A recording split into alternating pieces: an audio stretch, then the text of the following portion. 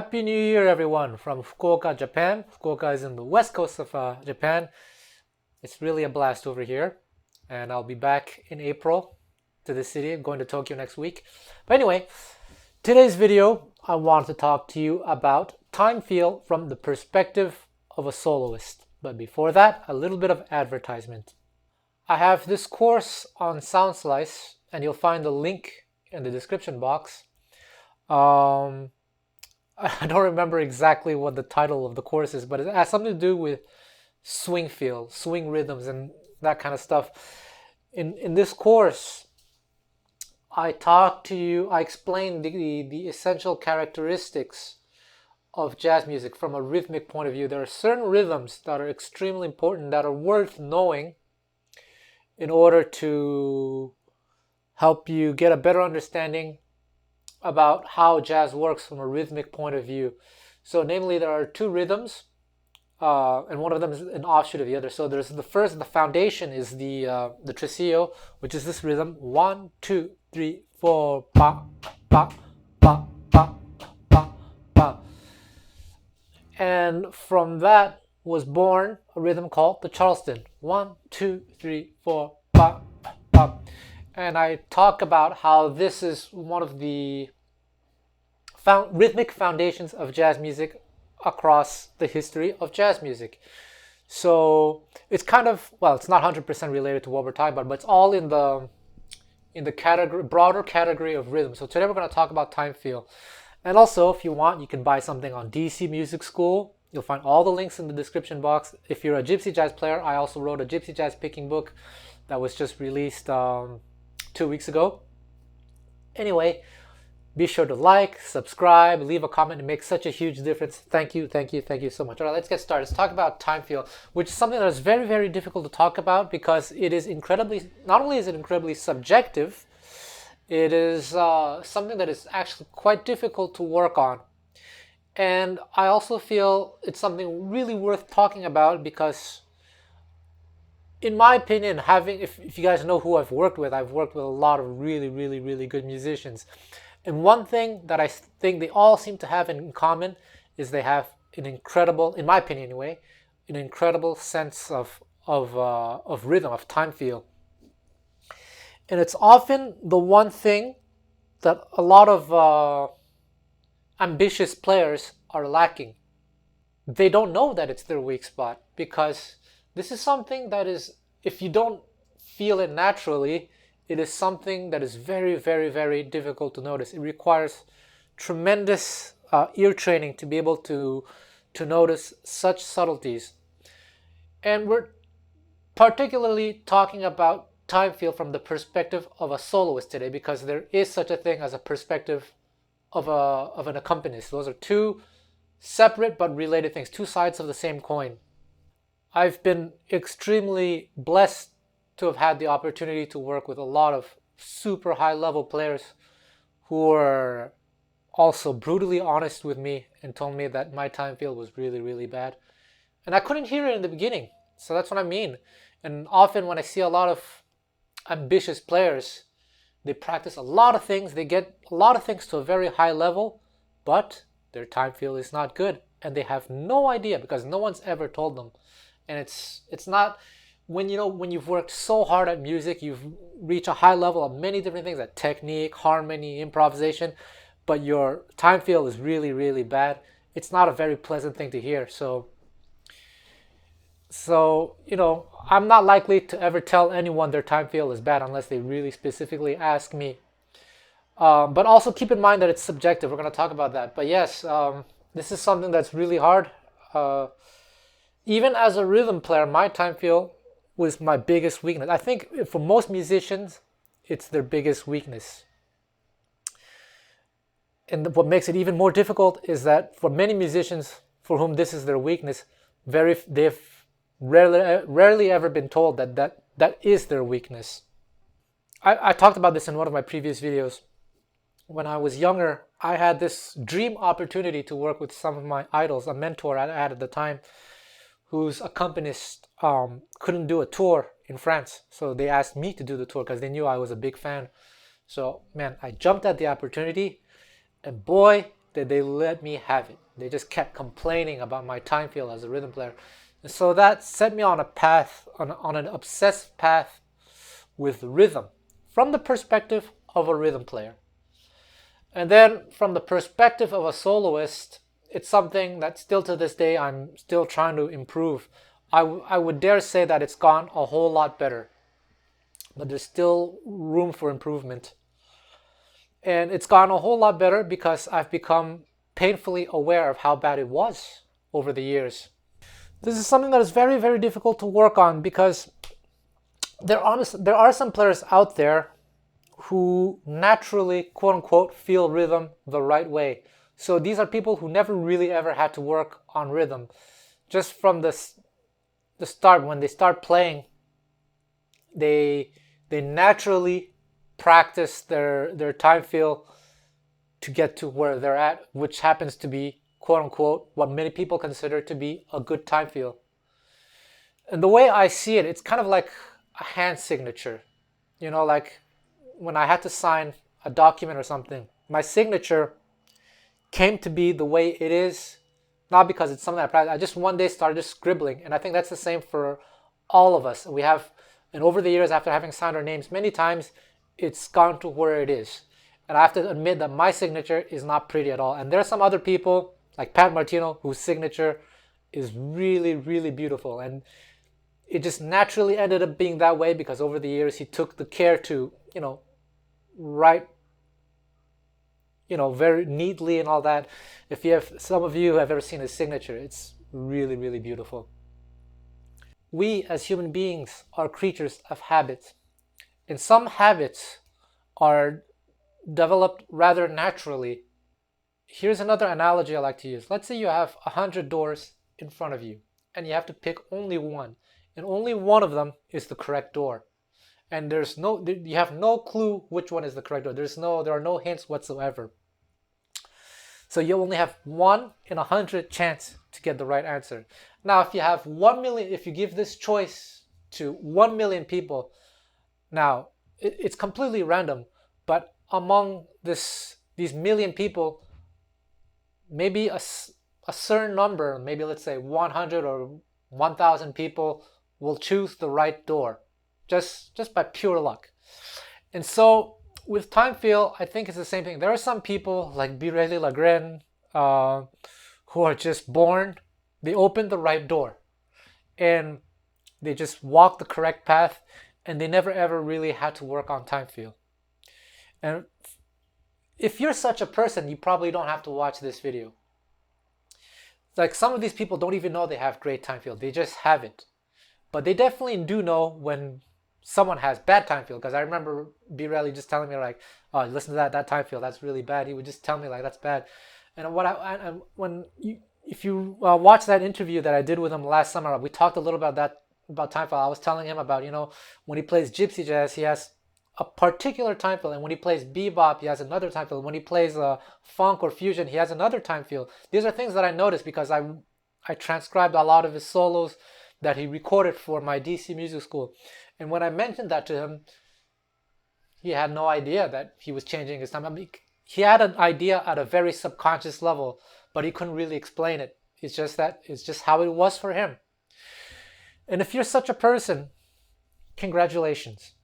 But if you're not such a person, then this video is for you. I want to talk about certain things that you can do, certain things that I did to help me with this time feel thing.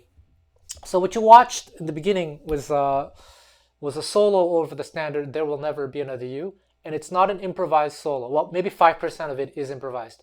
A lot of it actually is taken from a solo from a famous musician. If you can guess who, then you're a jazz nerd. So the purpose of this intro performance was to eliminate one of the factors of lead playing, which is improvisation. I completely eliminated that factor. So I only concentrated on having a good sound and a good time feel. And I played that solo according to the time feel that I felt, was pretty good, kind of what I wanted to achieve.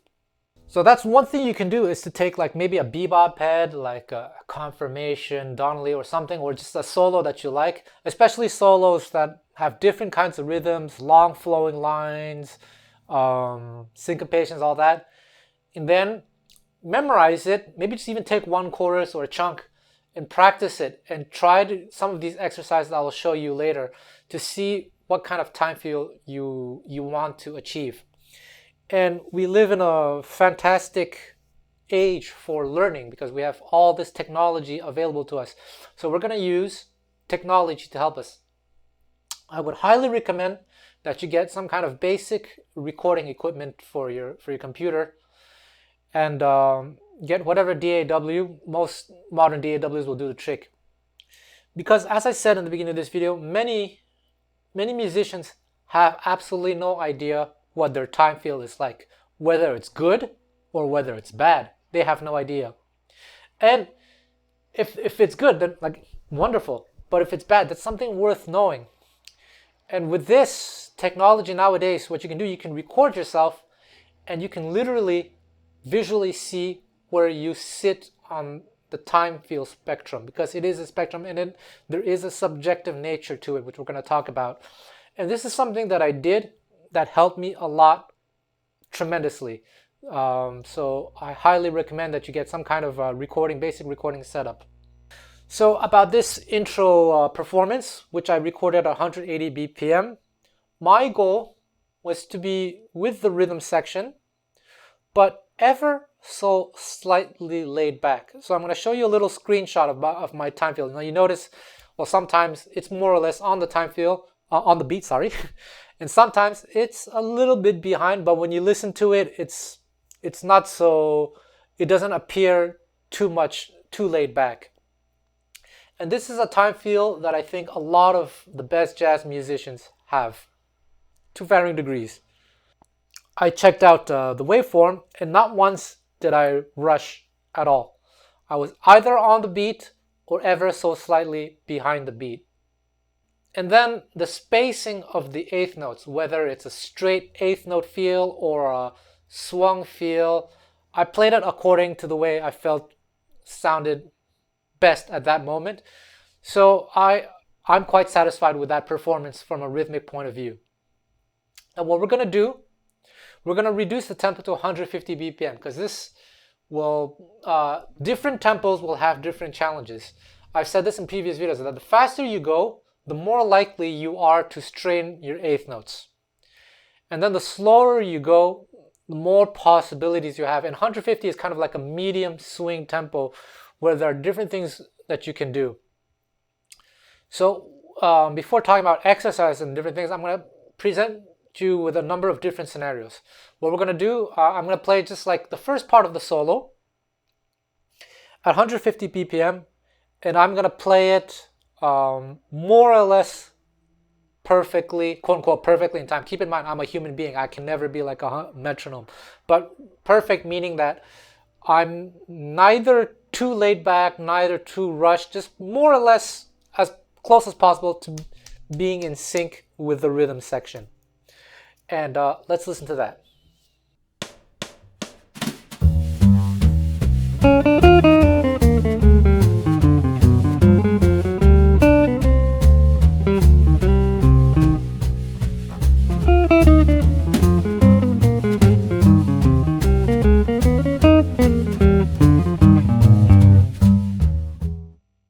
Okay, so that's that. Now what we're going to do, we're going to listen to a performance where I'm more laid back than I tend to usually be. And one thing I want to say, as I'm showing you all these different ways of playing, is that it's rarely only one thing. It's often going to be a spectrum. Sometimes we're going to be playing in time. Sometimes we could be rushing a little bit. Sometimes we could be laid back, and we go in and out between these different time feels. Here, I'm exaggerating things by committing to only one, which is easier said than done. So let's check out a version where, for the most part, it's quite laid back.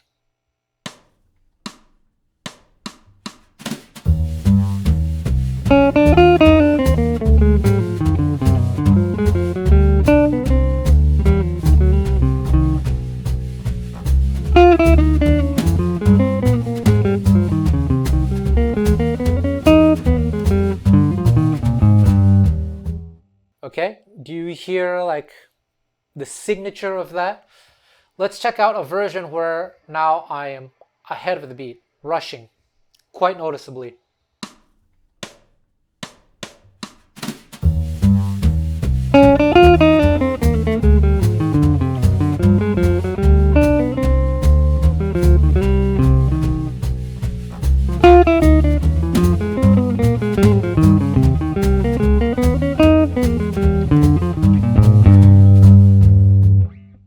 And this is something, okay, like I said, this is exaggerated. I'm rushing pretty much all the way through. But this is actually something that I notice a lot of guitar players who have good technique, like who are have good dexterity, suffer from this problem of rushing a lot. And now, rushing in itself doesn't necessarily mean it's bad. But like I said, all my favorite players tend to be either on the beat or a little bit laid back. And of course, on occasion, sometimes rushing. Often people rush when they're playing more louder or when they're playing more faster, intricate lines. But for the most part, according to my preferences and according to my observations, having observed visually, like literally visually observed the rhythmic signatures of a lot of my favorite players, it's either on the beat or laid back. So that's a goal that I work towards. So yes, where do you place the notes? Let's say this is the bullseye. You place it right there, a little bit behind, or more behind, a little bit ahead, That's something you have to decide for yourself. You have to listen to your favorite players and really pay attention. Okay, there's that. But then there's the idea of another aspect of time feel is how you divide the eighth notes. If you're playing eighth notes or if you're playing 16th notes, you can play straight eighth. You can swing the eighth. So let's actually listen to one version where for more or less playing as straight as possible, straight eighths.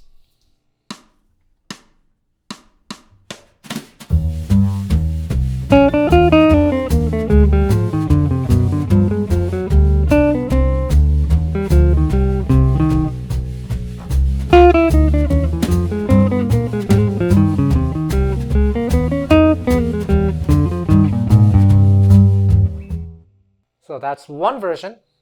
Now let's listen to another version where I'm more or less playing swung eighths, which is like a triplet, a quarter note triplet plus eighth note triplet. Don da don da da da da da da da da da da. And in a lot of jazz improvisation books, they tell you that this is the rhythm that you have to use. But there is a problem with that, because it's that this is one of the rhythms that exists, but it's not the only one that exists. And if you only play this way, it could sometimes sound really, really cheesy. Da da da da da da da da da da. Hey, hey, hey, and it depends on the tempo, especially the faster you go. Let's say it sounds kind of corny. So, like I said, the faster you go, generally, the straighter the eighths. And let's not also forget about accents. Where you place the accents contribute towards the swing feel. And I talk about that in my swing course that I was talking to you about earlier in my advertisement.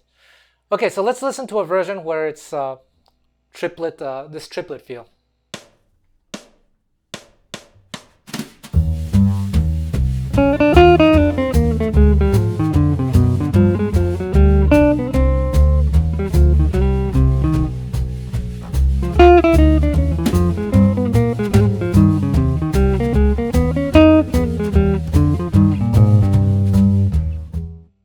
Okay, so that's that. Now let's listen to a version where the eighths are neither straight nor are they necessarily at the triplet, the quarter, dotted quarter plus, not dotted, quarter plus eighth note feel. It could be somewhere in between. And this is something that's done by feel, that you just kind of have to feel, you have to listen and be able to execute it. Let's listen to what that sounds like.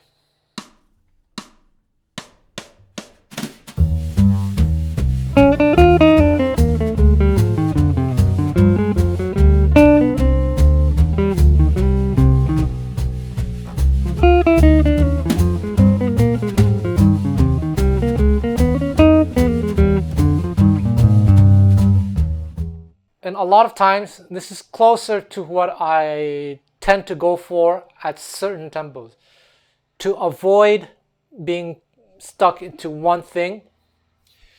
And I vary. Sometimes it's straight, depends on the line that I'm playing, depends on the feel that I'm going for, and the feel it's decided by instinct. See, we're doing all these little technical exercises here. But the truth is, in the end, a lot of people say that, oh, you can't learn swing, you have to feel it. And I understand where they're coming from, and there is a certain element of truth to that. You have to learn to feel this. But for those of you who are not aware of these things, I'm showing all these little technical things, technical exercises to get you to learn how to feel it eventually. So, and remember, it's a spectrum. Sometimes you can be playing straight, you can be eighth, sometimes it can be in between. There are different combinations that are possible. And the proof is in the music. When you listen to a lot of your favorite artists, everyone has their own rhythmic signature, their time feel.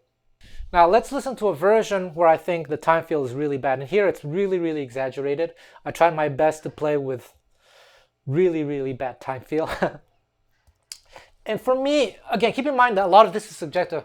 When I think someone's time feel is not so good, often is because there is no consistency. And that's probably the worst kind of time feel there is. So whether you're going to rush or play laid back or whatever, there needs to be a certain degree of consistency, in my opinion. Again, this is subjective. So let's say you tend to rush.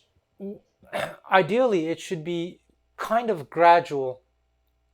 Or if you're going to play laid back, it should be gradual. You play a phrase and you gradually lay back or whatever. But never should it be the rushing or the dragging or playing in time. It should never be jagged, like this, too sudden. That's what the consistency I'm talking about. Because there are some players, like I said, most good players, they're either on the beat or a little bit laid back. But some players do rush and they don't sound so bad because they do have a little certain level of consistency.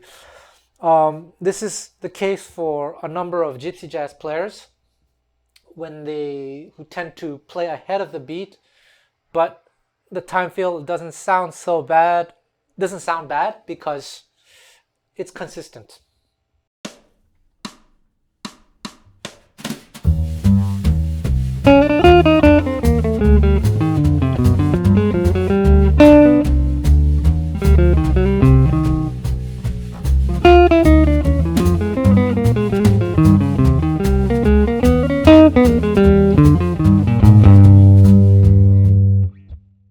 Okay, now let's listen to one more where I rush ever so slightly.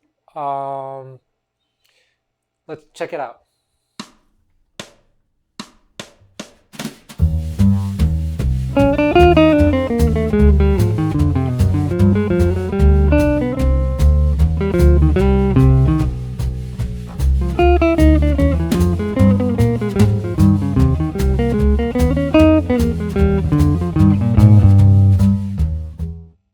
So I think in this last one where I rush just a little bit, it doesn't necessarily always sound so bad. And it's very subtle at certain moments, at least to my ears. So let's say this is the bullseye.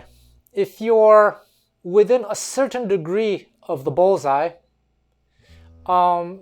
chances are most ears wouldn't be able to tell whether you're rushing or dragging or being behind the beat. It's kind of acceptable. But then we have to talk about the rhythm section. Here I played along to a rhythm section that was quantized, so it's basically as steady as a metronome. So that's definitely a great exercise to be able to work with a metronome, but you have to keep in mind that in reality we play with human beings. and human beings are flawed. There's the other side of the coin, which is another topic, which I've talked about in previous videos, the rhythm section. And it's an organic process. It's an exchange. Hopefully you find rhythm sections with whom you get along, because you'll be influencing each other, and you have to make subconscious decisions as you play, whether you're the soloist or the rhythm section. So the thing about, let's say, going back to the bullseye, let's say even if you're just a little bit ahead of the beat, but you don't notice it, what might end up happening, and which is very common in a lot of earlier jazz styles, and especially in gypsy jazz to a higher degree, in my opinion, is even if you're rushing a little bit, even if it's to the extent that most people don't notice it, it is influencing the rhythm player. And that's how sometimes a performance can gradually speed up. This is very, very subjective, but I don't like it when it rushes too much too quickly. It's we're not perfect. No one can ever be perfect. We're all gonna move in one way or another. But I like it if the tempo is gonna go up. I like it to be relatively gradual and not too noticeable to the average ear, or even to the trained ear. And a really good example of that is if you listen to 1937 of Minor Swing by Django Reinhardt and Stefan Grappelli. If you check out the tempo in the beginning and the tempo at the end, it's not the same. At the end, it's ever so slightly faster, but there's a gradual speed up of the whole band. And I think that's a really wonderful performance. Now, if you were to play laid back and you're influencing the rhythm section, this could be a little bit problematic. I had this conversation, actually, probably this day, 1 year ago. I was in a cafe with Sylvain Luc. We were talking about music philosophy. We were talking about rhythm. And somehow I mentioned that I felt that rhythm, time feel from the perspective of a soloist is different from the time feel of a rhythm section. And he straight away disagreed with me. But then, when I explained myself, as I will soon, he finally agreed with me, because he hadn't thought about it the way I have. That is to say, he says that whether you're a soloist or an accompanist, rhythm is the same no matter what. And I understand where he's coming from. I totally do. But hear me out. Now listen to where I'm coming from. If I, as a soloist, tend to play really laid back, and there are players like that, like Ulf Akenius, Cecil Alexander, Pat Martino was known to do that as well. There are a lot of players like that. And so they're playing super laid back, sometimes even floating. And if the rhythm section were to follow their time feel, what's going to end up happening is that the tempo is going to drag significantly. And I remember the late Pat Martino telling me a story about this, about how sometimes he would play with pickup bands, drummers and bassists who didn't know exactly how to accompany him. And he would start floating, playing behind the beat, and then they would start falling, and then they would drag, and that would upset him. And I vividly remember those stories he told me. So this is a case where you need to find people with whom musicians that understand what you're going for, and then you have, as a rhythm section, you have to understand, okay, this person is purposely playing behind the beat. I have to keep it steady, and so that we don't drag. And if someone is playing behind the beat, more and more behind the beat, it gets really philosophical and subjective. But then you have to be very careful not to rush too much, because then it's just gonna go like this. There's needs to be this organic process that's very, very difficult to describe. And so these are all these intricacies in the time feel that make it so that make things all the more complicated. And I also want to share a story, something very interesting that Cecil Alexander said. I asked him about ideal rhythm sections. And I think Cecil, by the way, you should check out his course on DC Music School. Cecil Alexander probably tends to like the same kinds of rhythm sections that I do, which is rhythm sections that are attentive, play simple and clear beats, and are very, very aware. So like, I think all of the rhythm sections that Wes Montgomery played with, that's the kind of rhythm section that I really, really love. But sometimes there are other rhythm sections that are more experimental. So here's the thing: in the beginning, in the history of jazz, in the beginning, it's a spectrum. The rhythm sections were more, the spectrum was narrower, but as the decades went by, the spectrum widened and widened, and so there's some people who are sit on one extreme nowadays and others on another extreme, and everything in between. So there is such a style of rhythm playing that is kind of experimental, where the beat, it's not that they're slowing down or speeding up, or but it's the beat is not always so clear, and it's kind of like, it's very busy, highly interactive. So it's much harder as a soloist to have this sense of freedom that you would have if you were playing with Wes Montgomery's rhythm section. And basically, Cecil said that sometimes that does happen, and when that happens, you lose the freedom that you wish you had. But it's not necessarily a bad thing. You have to force yourself to learn to play a completely different way. And so playing with other musicians of different, let's say, tastes can be an exercise in itself. It's one of the reasons why I go to a lot of jam sessions, to play with all these different musicians. Sometimes rhythm sections with whom I definitely don't agree how rhythm should be played, but I learn to adapt. And it's true, when I play with such people, then I lose all the freedom that I wish I had, that I had when I was, for example, when I was playing with this backing track, but it forces me to learn to play another way. So that's definitely another thing. Then, of course, as you get better and better and you have more of an idea of what you want rhythm sections to be, you can make your own band, you find musicians that you like. And that's the case with a lot of great great lead players. And I asked, I'm not going to say who it is, but I asked a very, very famous player, hey, do you still go to jam sessions? Why should I? I can play with who I want. I'm going to play with the rhythm section that I want so that I can have the freedom that I want. So that's some food for thought. So all these different time fields, I suggest that you experiment with them. You record yourself and visually see if you manage to achieve the goal that you want to achieve. Ask yourself, how do you feel you want the rhythm to be? And look at, if you can't even hear it, then look at it. Ask someone that you trust maybe to even listen to your recording and see how they feel. Because it's true that there's some people, okay, some people, like I said, they play super laid back, and there are some people who really don't like that. And there are some people who are very much locked in with the rhythm section, and then other people will say, oh, it's too much like a robot, it's too much like it's too perfect. So you're never going to please everyone. So you know what you got to do? You got to lock yourself in your room and you got to please yourself. Don't let your parents walk in. One thing that I used to do a lot with some of my homestay students, or with my assistant Zach, we'd play together, and we put the metronome on just beat one of every bar, or beat one of every 2 bars, sometimes beat one of every 4 bars. Now you can practice this with a band, or you can also do this alone as a soloist. Put the metronome on just beat one.